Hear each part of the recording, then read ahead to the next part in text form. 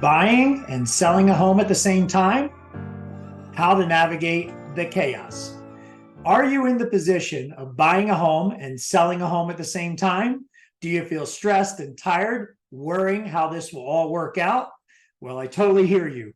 Buying a home in and of itself is stressful, even when everything is going perfectly. When you need to sell your existing home to buy your new home at the same time, this becomes even more complicated. I've been there myself, and this is a common scenario in a real estate transaction.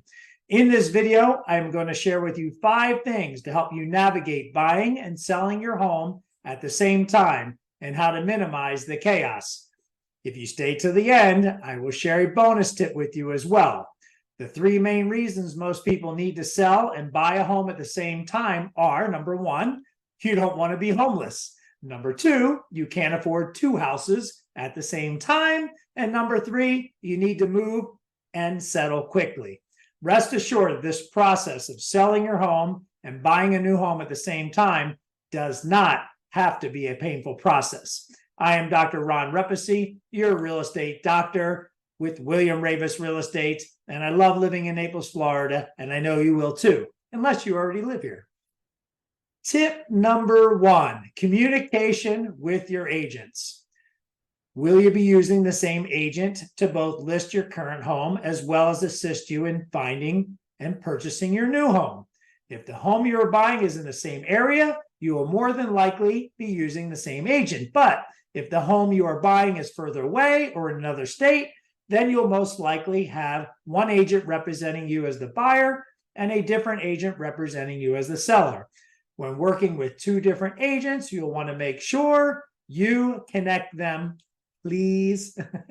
You will be best served by having both agents in communication and working together to help make the buying and selling process move along as smoothly as possible. Communication is key, and your buyer's agent will most likely need copies of documents such as any sales documents from the listing agent. If you are purchasing your new home with any contingencies, such as a contingency of selling your existing home to buy your new home, then these items will need to be shared between the agents. The agents will be able to discuss timelines and provide you updated information along the way. And so the sooner you connect the 2 agents, the more effective everyone can be, especially when it comes to when it's time to place the offer, that is, on your new home. Tip number 2, understanding the current real estate market. You may be wondering if it is more of a buyer's market or a seller's market. Is the market expected to go up or down, or is it more of a balanced market? Of course, it is always great if you are selling high and able to buy low, but that combination does not always work out, especially if you are buying and selling in the same market. Markets can vary from state to state, city to city, neighborhood to neighborhood, and so being on top of the current trends can be helpful in the decision process. Your real estate professional can help walk you through some of the current market statistics and help you in the decision process. Understanding a buyer's market versus a seller's market can be most helpful and also help determine what contracts to use as well. Tip number 3, learn about the buyers of your current home and the sellers of the home you're looking to buy.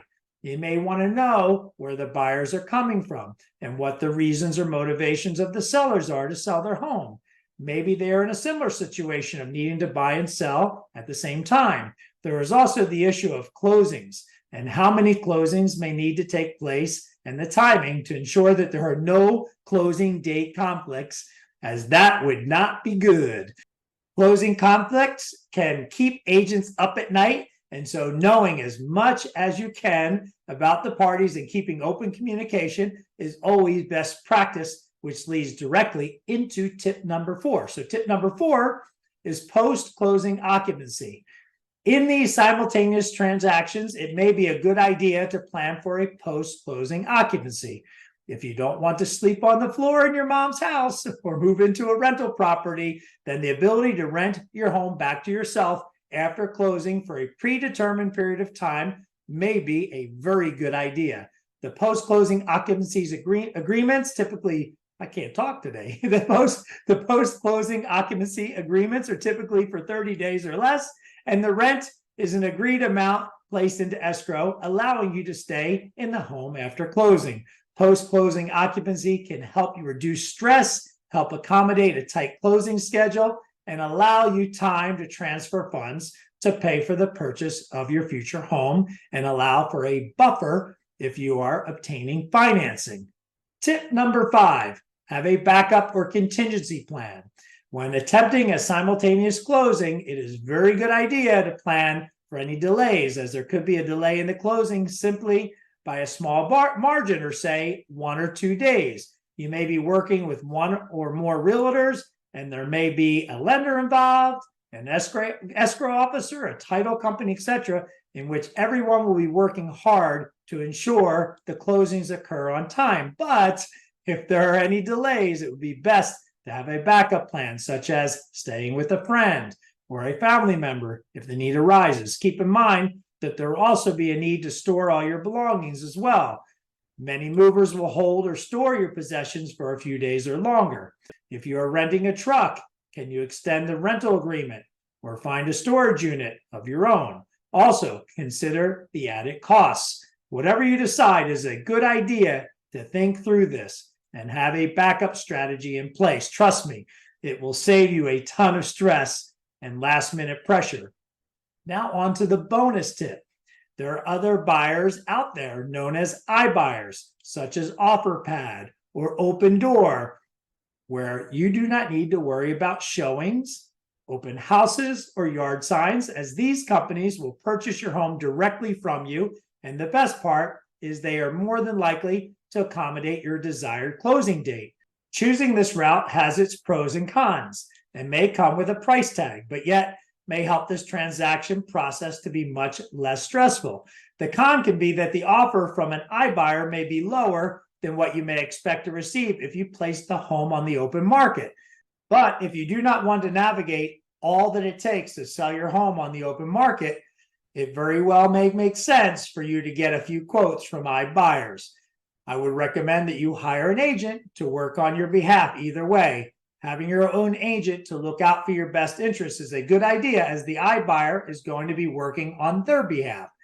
You can have your agent draft a net sheet to show you the net proceeds so that you can expect to receive in both of these selling options. I hope that these tips have been most helpful and informative for you. Are you going to prepare to sell your home and buy your new home at the same time? Please share your thoughts in the comments below, as I'd love to hear that. There are many things to consider and many things that tend to be misunderstood. And so I hope that this content is helpful in your real estate journey. As always, thank you for watching your Real Estate Doctor channel. Please like and subscribe to my channel, as that's always most appreciated. You may enjoy some of my other videos, which I will attach in the description below, and you'll also see this video at the end of this current video, and it'll be 5 housing tips to make finding your dream home a breeze. Again, at the end of this video and in the description, you will see 5 housing tips to make finding your dream home a breeze. Feel free to comment. As I mentioned, you can always reach me at 239-331-5886. I am Dr. Ron Repacy with William Raveis Real Estate. Blessings to you, wishing you peace, health, and happiness, and we'll catch you next time. Ba-boom.